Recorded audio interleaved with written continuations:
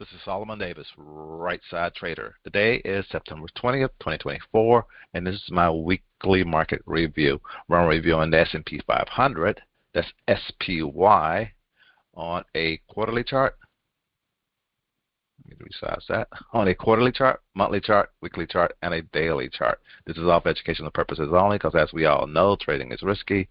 You can lose money at trading, so please check with your financial advisor. Please check with your significant other and make sure trading is something that is suitable for you.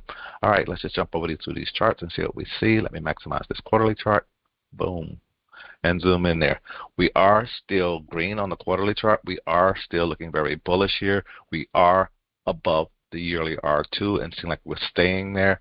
An R3 is still quite it's only, like you say, it's only 32 points away. 32 points away, 32 points away to get over 600, and all. Will it happen that may happen by the end of the year, but I don't really see that. I just say that may happen probably by the end of the year, and all. But we have to kind of like wait and see. Let's go down to the monthly chart and see what we see there. On the monthly chart, this is the thing on the monthly chart.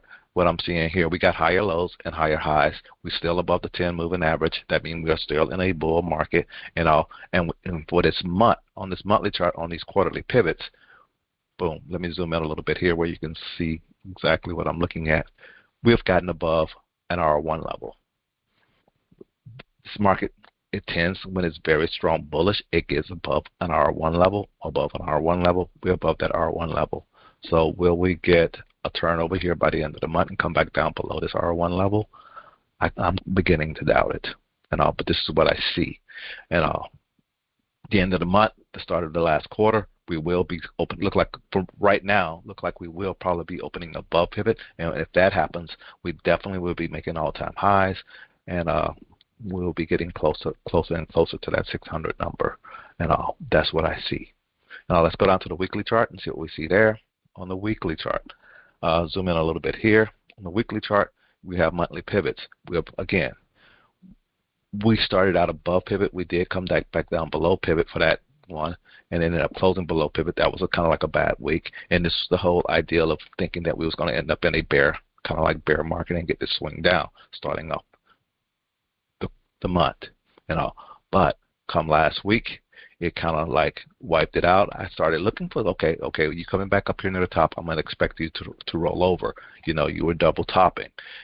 Then this week, with the news that came out, we have closed above these tops and all. So I see this market going higher.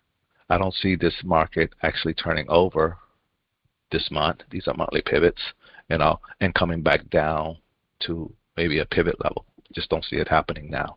And I kind of expect this market to keep going to the upside and get closer and closer to this 580 level, before we get to below a 550 level.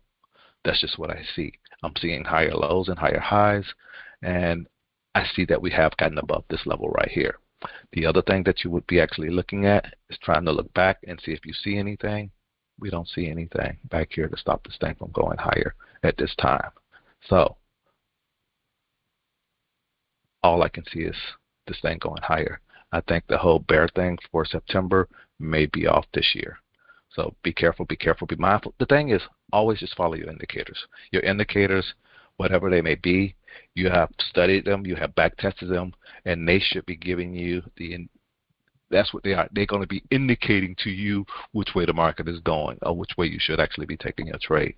And right now, based on this weekly chart, I don't see anything to be telling me to take a downward trade and all. So let's go down to the daily noise and wrap this on up.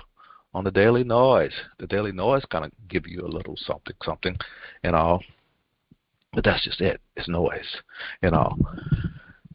And I'm kind of surprised my chart is not showing that we made all-time highs.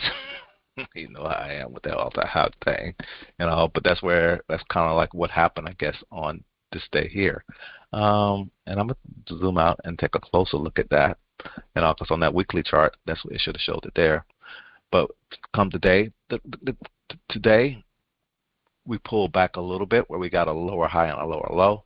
So again, if you're looking at this time frame and looking to trying to go short, expecting this market to go down, You just need, based on your trading plan and your trading strategy, trade accordingly. That's all I can say.